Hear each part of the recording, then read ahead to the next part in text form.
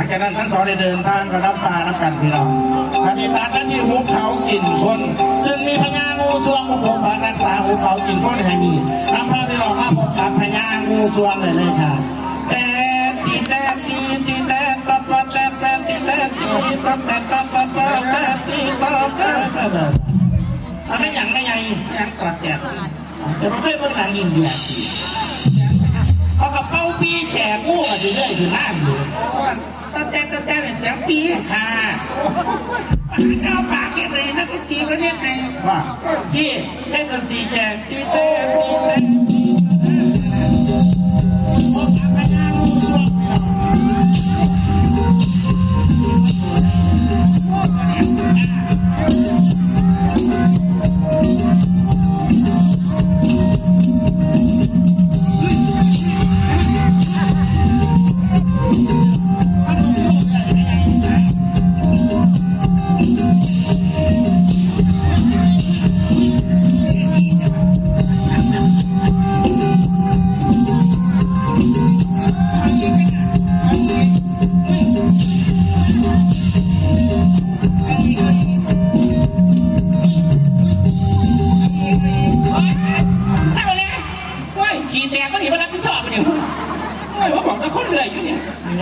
จนขี่ออกพี่น้องนี่คือพญางูสวงพี่น้อง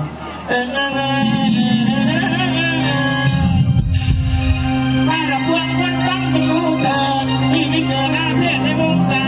อยู่กับลงพงป่าไม่น่าไปงูสวงจึงออกมาแล้วออกน้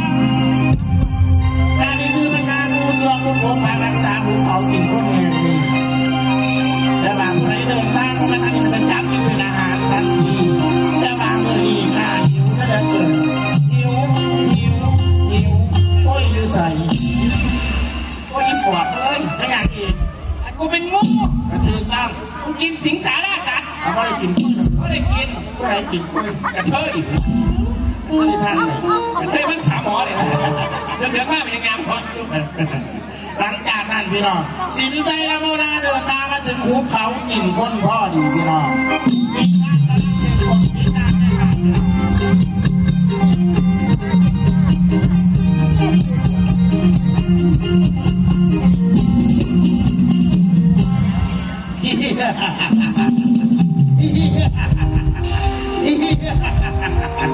หัวจะละหัวตายเขาจะต้องพากจะละพ้นเลยนี่พนุ่มน้อยจะเดินทางไปใส่กันเถอะรู้ว่านี่คือหุบเขากินคนจะเดินทางมากันนี่นะวันนี้แกรับเป็นอาหารของฉันซะดีๆนี่แม่นางลมทางมาไปเดี๋ยวนี้ถ้านี่คือสินใจจะเป็นอาโนราอยู่เมืองมานาโนราพระเจ้ามาลมทางมาแล้วก็พระจัดการเจ้าเส้นกันพระสินใจจัดการผู้ช่วงทันทีพี่น้อง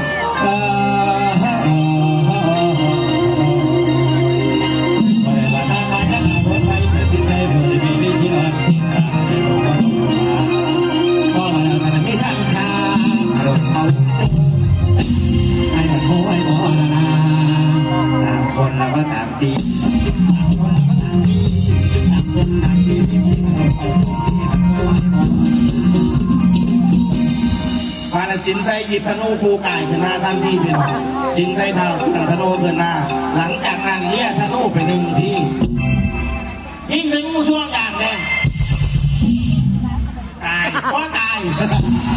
สินไซหยิบธนูขึ้นมาใหม่พี่น้องหลังจากนั้นเรียกธนูไปสองทียิงใส่งูช่วงอย่างแรงตายก็ตายสินไซทางไปหลวงตาได้บอกหน้ามาดีไถ่มากมึงตายแค่ยิงงูช่วงหลังจากนั้นสินไซทางยิ้มหน้าไปขึ้นมาจมมนทันทีโอมจอยกันยังกระโดดจุ่มโอมหน้ามาดีต้องไข่ให้ปากทันทีหลังจากนั้นสินไซทางพูดหน้าใช้งูช่วงอย่างแรงว่าตายสินไซโอมหน้ามาดีลงไปในปากอีกทีหนึ่งโอมหน้ามาดีลงไปในปากหลังจากนั้นสีแขวความสีแขวหลังจากนั้นเราพูดหน้าใช้งูช่วงอย่างแรงว่าตายสินไซโอมหน้าอีกแค่หนึ่งเข้ากันเป็นขันนะเนี่ยเอาไปเองมึงเดี๋ยวมาตายยังเสียถ้าเดี๋ยวหอดมองตายเอาก็เปียกมาแล้วเปียกก็เปียกกระช่างว่าหอดมองตายโอ้ยเผยกินมาแล้วเดี๋ยว โอ้ยเจ้าเก่งแค่ว่าตายง่ายแล้วเดี๋ยว ตายน่าจะนู่นหรอก อ่านแล้วสิบัตร ตายถ้าเรายังสีไป เอายากคือกันที่คนอันนี้หลายระบบมัน สลับกัน สลับแบบไหน เอากูไปเป็นมันเป็นกูเนี่ย เอาร้อนเถอะแยกกันนะ เขาก็ต้องอะไรอยู่ เจ้าเป็นสีไซเดอร์ เต็มโชว์สิ แล้ว ไม่ยัง มึงจะรอพูดน้ำใช่ไหมนายบอส นั่ง เอาแค่สิพลาดไม่เป็นไรหลังจากนั้นสินไส้ข้าวยิ้มหน้ามันดีขึ้นมาจบมนทันทีโอมจอยกันยังกระดอนโอมหน้ามาวันนี้ลงไปได้ผ่าโอมหน้ามาวันนี้ลงไปเขาร้อยจะผ่าโอมกันหลังจากนั้นสีเขียวสีเหลืองแล้วก็ว้วนปากหลังจากนั้นสินไส้เท้าตัดสินใจหัวเราขึ้นมาทันที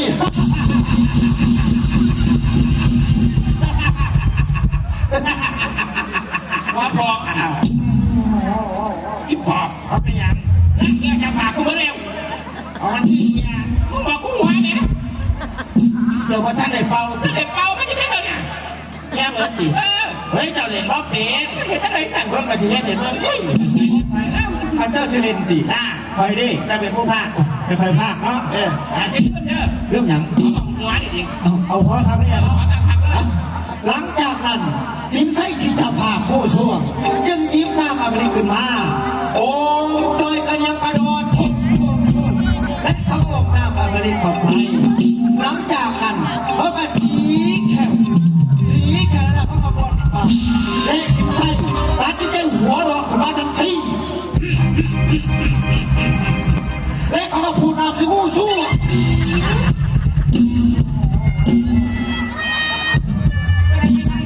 เอาชายเลย อันยาวยาวมันหัวไม่สบายอ่ะ หัวที่สายหัวดิ โอ้ยผมไม่หายหัวหรอกหัวเดียวละพอเขาเจ้าอีกเศร้าเหล็กเศร้าเหล็ก หาเล่นไหม เศร้าเหล็ก เจ้าภาพเพิ่นนั่งตัวมาเจ้าภาพมาอย่างมาหลังจากนั้นงูช่วงกับวัดป่าที่นอนสินไส้เท้าไปยิ้มหน้ามาบริขึ้นมา มึงเศร้าวะ เจ้าแล้ว มึงเศร้าวะ เจ้าแล้วห่วย ว่าสุดเก็บมาแล้วหายใจก็ออกคนเอาใจมั้ย เอาอีกสักคน สิแกพ่อปั๊บหัวว่าเขาสิไปบ้า เจ็บ ไป เดี๋ยว สิเจ็บ จะไปที่กรประกาศ ดอกคนนั้น เอาก่อนเอาก่อนขอเศร้าแล้วก่อนเลยเอาขอบไปมาแล้วแม่โอ้ยเขาเศร้าแล้ว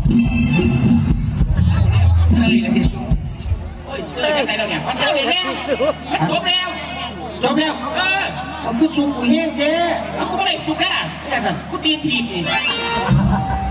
ใส่สูบนี่ยังเนี่ย ชุดงูค่ะ ไม่งู เป็นอย่างสั่นห้วยบักหางมาเปล่ามาเร็ว